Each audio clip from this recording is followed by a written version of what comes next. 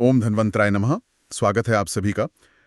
आज हम एक ऐसी पहेली को सुलझाने की कोशिश करेंगे जो शायद हम सबके साथ होती है। सोचिए, एक व्यक्ति है, हर साल अपना फुल बॉडी चेकअप करवाता है और हर बार रिपोर्ट आती है ऑल नॉर्मल और वो एकदम निश्चिंत हो जाते हैं। लेकिन फिर एक दिन अचानक पता चलता है कि उन्हें कोई गंभीर बीमारी हो गई है, हार्ट अटैक आ गया या किडनी में कोई बड़ी समस्या निकल आई। तो सवाल ये उठता है कि जब सब कुछ नॉर्मल था तो ये अचानक कैसे हुआ? और यही आज का हमारा सबसे बड़ा सवाल है। जब ब्लड टेस्ट की रिपोर्ट नॉर्मल आ रही है, तो फिर हमारे चारों तरफ बीमारियां, अस्पताल और रोगियों की संख्या, ये सब क्यों बढ़ रहा है? क्या इस नॉर्मल रिपोर्ट के पीछे कोई छिपा हुआ सच है? कोई धोखा है? तो आज की हमारी ये पूरी पड़ताल आरोग्य भारत विदाउट मेडिसिन प्लेटफॉर्म के शोध पर आधारित है। ये वो ज्ञान है जो हमारे प्राचीन ग्रंथों जैसे चरक संहिता और अष्टांग हृदयम से आता है। बिल्कुल। तो आज का मिशन ये समझना है कि नॉर्मल एलएफटी रिपोर्ट के बावजूद लिवर कैंसर या नॉर्मल केएफटी रिपोर्ट के बाद किडनी फेलियर जैसी बीमारियां अचानक से कैसे सामने आ जाती हैं। चलिए इस रहस्य से परत दर परत पर्दा उठाते हैं। जरूर। तो सबसे पहली परत क्या है? कहाँ से शुरू करें इस जांच को? देखिए, समस्या की जो पहली परत है वो छुपी है इन टेस्ट रिपोर्ट्स की अपनी सीमाओं में। ज्यादातर आधुनिक टेस्ट किसी अंग में, जैसे लिवर या किडनी में, समस्या का पता तभी लगा पाते हैं जब तक उसमें 50 से 60% तक का ऐसा नुकसान ना हो चुका हो जिसे ठीक नहीं किया जा सकता।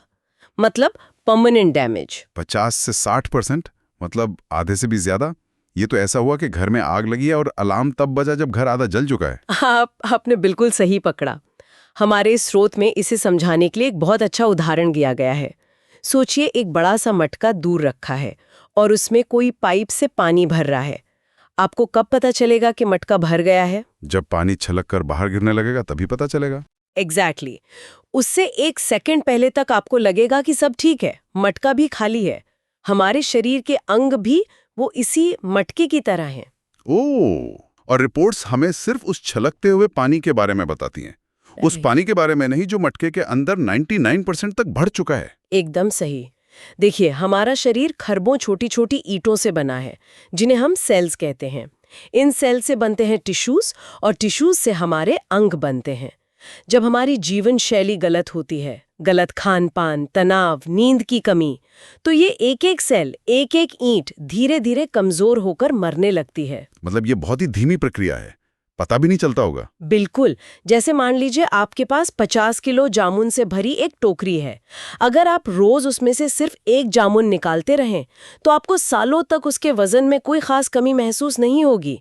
तराजू पर भी शायद कोई फर्क ना दिखे, लेकिन अंदर ही अंदर वो टोकरी खाली हो रही है। हमारी रिपोर्ट्स उस तराजू की तरह हैं। तो वो ये छोटी छोटी कमी पकड़ ही नहीं पाती। अरबों सेल्स मर जाते हैं, तब जाकर टिश्यू पर असर होता है, लेकिन तब भी रिपोर्ट नॉर्मल रहती है। रिपोर्ट में समस्या तब दिखती है जब टिश्यू के बाद पूरा का पूरा अंग खतरे के निशान को पार कर जाता है, और जैसा आपने कहा, तब तक बहुत देर हो चुकी होती है। ये तो बहुत डरावनी बात है, लेकिन मेरे मन में एक सवाल आ रहा है। अगर हमारे अंग अंदर से इतने खोखले हो रहे हैं, तो हमारे खून में इसका कोई तो असर दिखना चाहिए ना? ब्लड रिपोर्ट एकदम परफेक्ट क्यों रहती है? ये कैसे हो सकता है? अब आप इस पहेली के सबसे अहम और सबसे चौंकाने वाले हिस्से पर आए हैं। ये हमारे शरीर के अंदर चल रहा एक छिपा हुआ तंत्र है, एक तरह का स्कैम है, जिसमें सबसे बड़ा खिलाड़ी है हमारे खून का पीएच लेवल और एक छोटी सी ग्रंथि जिसे पैराथायरॉयड ग्रंथि कहते हैं। पीएच लेवल और पैराथायरॉयड ग्रंथि, ये सुनने में थोड़ा टेक्निकल लग रहा है। इसे थोड़ा आसान भाषा में समझाएंगी?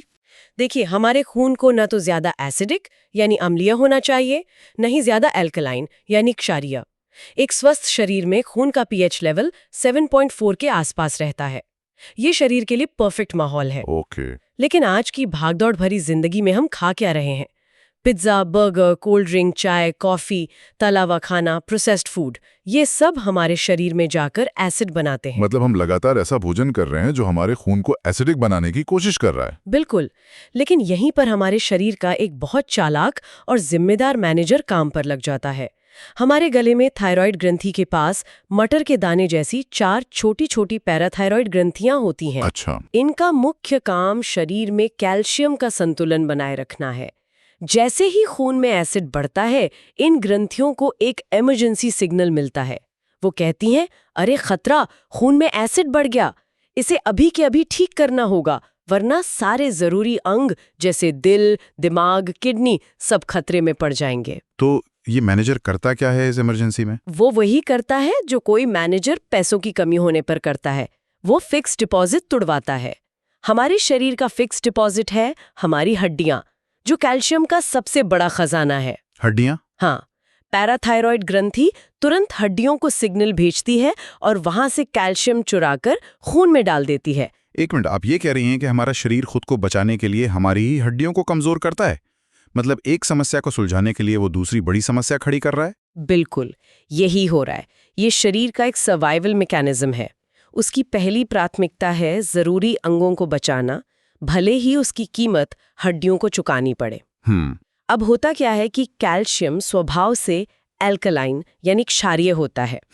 जैसे ही ये एल्कलाइन कैल्शियम खून में मिलता है, वो भोजन से आए एसिड के असर को न्यूट्रल कर देता है और खून के पीएच को वापस 7.4 के परफेक्ट लेवल पर ले आता है। ओह, अब मुझे समझ आया। मतलब जो नॉर्मल रिपोर्ट देख के हम खुश हो रहे थे, वो असल में एक धोखा है। रिपोर्ट नॉर्मल इसलिए है क्योंकि हमारे शरीर के मैनेजर ने हड्डियों के खजाने से चोरी करके खून के अकाउंट को बैलेंस कर दिया है। रिपोर्ट हमें बैलेंस्ड अकाउंट तो दिखा रही है, लेकिन ये नहीं बता रही कि खजाना लुट रहा है। यही है वो हिडन स्कैम। आपने इस पहेली का सबसे बड़ा राज खोल दिया है। ये चक्र सालों साल चलता रहता है। हम एसिडिक खाना खाते हैं, खून एसिडिक होता है, पैराथायरॉइड हड्डियों से कैल्शियम निकालता है, खून वापस नॉर्मल हो जाता है और हमारी रिपोर्ट नॉर्मल आती है। और हम सोचते हैं कि हम तो बिल्कुल फिट हैं, जबकि अंदर ही अंदर हमारी हड्डियां खोखली हो रही होती हैं। बिल्कुल। अब इन दोनों सुरागों को जोड़कर देखिए। जब ये एसिड वाला खून, जिसे शरीर बार बार बैलेंस करने की कोशिश कर रहा है, हमारे नाजुक अंगों जैसे किडनी या लिवर से गुजरता है, तो आप इसे ऐसे समझिए जैसे आप किसी रेशमी कपड़े पर तेजाब की बूंदें डाल रहे हों। वो धीरे धीरे उन अंगों की कोशिकाओं को जलाने लगता है, उन्हें कमजोर करता है।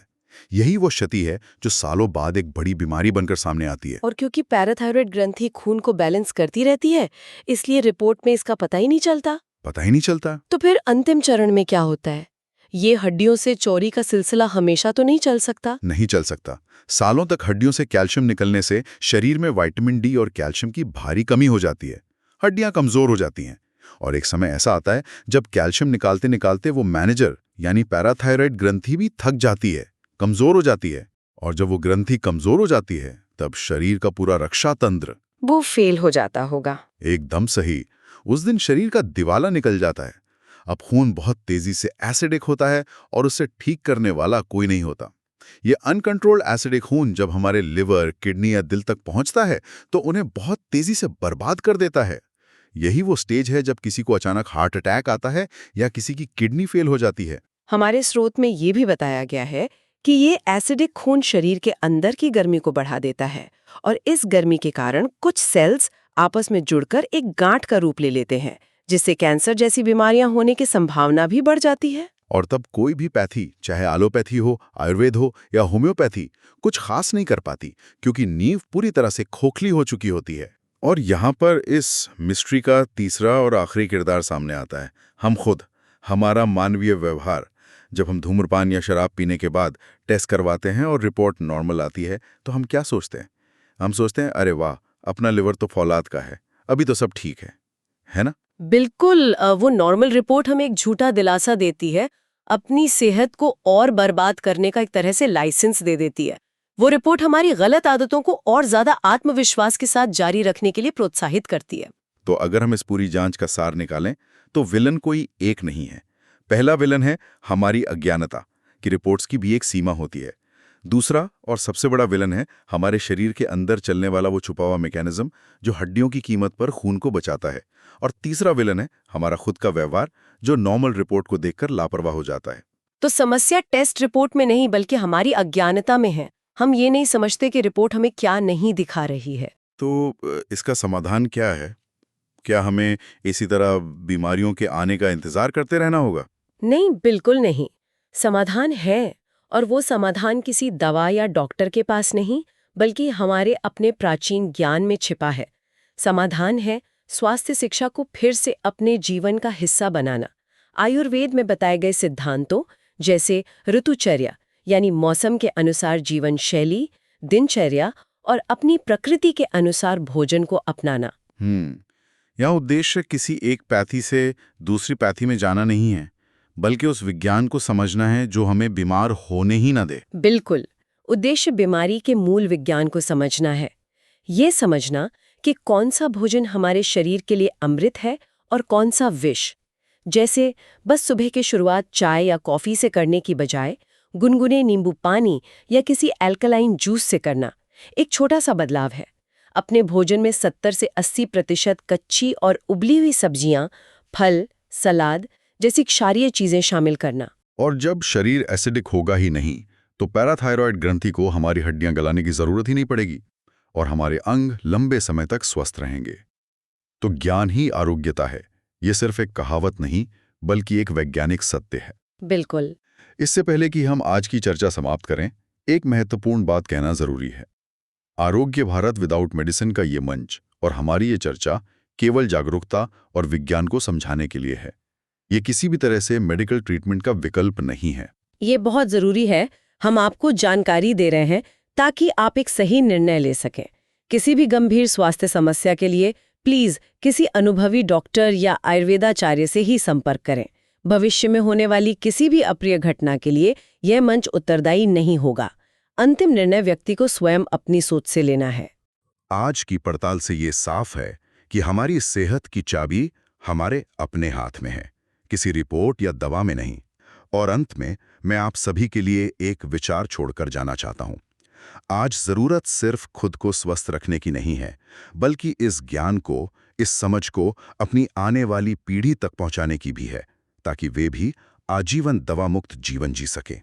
एक स्वस्थ और जागरूक समाज का निर्माण हम सब की जिम्मेदारी है। अगर आप इस विषय पर और गहराई से जानना चाहते हैं, तो आरोग्य भारत विदाउट मेडिसिन के YouTube चैनल पर जाकर और जानकारी प्राप्त कर सकते हैं। और यदि आपको हमारे इस प्रयास से कुछ भी लाभ होता है, तो इस जानकारी को दूसरों के साथ जरूर साझा करें। आज के लिए बस इतना ही। धन्यवाद।